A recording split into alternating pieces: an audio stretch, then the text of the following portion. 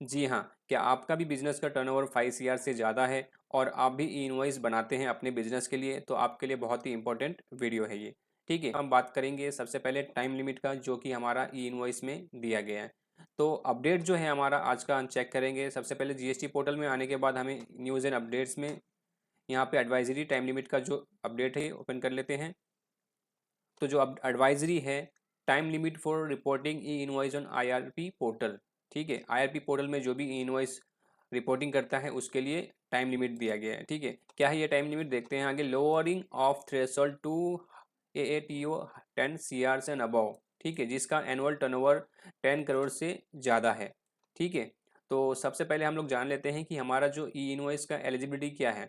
तो अगर आपका टर्नओवर 5 सीआर से ज़्यादा है तो आप ई इनवॉइस के लिए एलिजिबल है। ठीक है, अभी के केसेस में क्या है कि हमारा जो एक एडवाइजरी आया था रिसेंटली 30 सितंबर को, उसमें बताया गया था कि आपका जो अगर टर्नओवर है 100 सीआर से ज़्यादा है तो आप उसमें टाइम लिमिट जो है आपका इनवॉइस रिपोर्टिंग करने का, उसमें 30 डेज ही दिया गया था। ठीक है, जो एडवाइजरी था 30 सितंबर को, ये था सिर्फ 100 सीआर से नबाव के लिए, 100 करोड़ से नबाव के लिए 30 डेज दिया गया था। बट अभी जो आज का जो अपडेट है उसमें क्या बताया गया है कि 10 सीआर एंड अबाव अगर आपका टर्नओवर है तो आपको भी याद रखना है कि आज का जो टर्नओवर है, आपका जो टर्नओवर है वो भी 30 डेज के अंदर आपको आईआरपी पोर्टल पे ई इनवॉइस बनाना है, रिपोर्टिंग करना ही है। ठीक है, तो देयर फॉर द 1 April 25, the taxpayer with annual turnover of 10 crores and above would not be allowed to report invoice older than 30 days। ठीक है, अगर आप 30 दिन के बाद का अगर नॉर्मल इनवॉइस को ई इनवॉइस में कन्वर्ट करेंगे, रिपोर्टिंग करेंगे, तो वो पॉसिबल नहीं होगा। कब से? 1 अप्रैल 25 से। तो मेक श्योर क्या करेंगे आप अभी से ही ये जो रूल है एप्लीकेबल आप अपना अप्लाई करेंगे तो बेटर रहेगा कि आगे जाके आप इजीली काम कर सकें। This restriction would apply to all documents, invoice, credit note, debit note, तीनों के लिए एप्लीकेबल हो जाएगा for I which an IRN is to be generated. ठीक है, जो भी हम IRN जनरेट करते हैं इनवॉइस के लिए, invoice and credit note, debit notes के लिए, तो आपको ये ध्यान में रखना है, रिस्ट्रिक्शन दिया गया है। ठीक है, एग्जाम्पल के लिए यहाँ पे दिया गया, if N invoice is dated 1 April 25, अगर इनवॉइस डेट 1 अप्रैल का है, it can not reported after 30 अप्रैल। ठीक है, मतलब 1 अप्रैल टू 30 अप्रैल 30 दिन का ही आपको टाइम दिया जाएगा, जो कि हमारा 10 सीआर एंड अबव अगर आपका टर्नओवर है तो।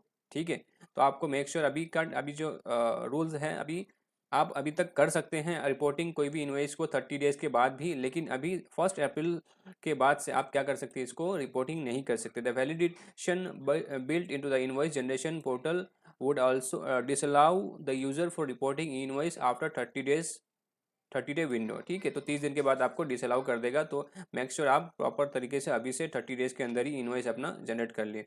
It is essential for taxpayer to ensure that the report e invoice within 30 days window provided by the new time limit. ठीक है, तो ये आपको याद में रखना कि न्यू टाइम लिमिट है हमारा, जो कि अबाउट 10 सीआर अगर आपका बिजनेस है तो आपको 30 डेज के अंदर ही ई इनवॉइस रिपोर्टिंग कर देना है IRP पोर्टल पे।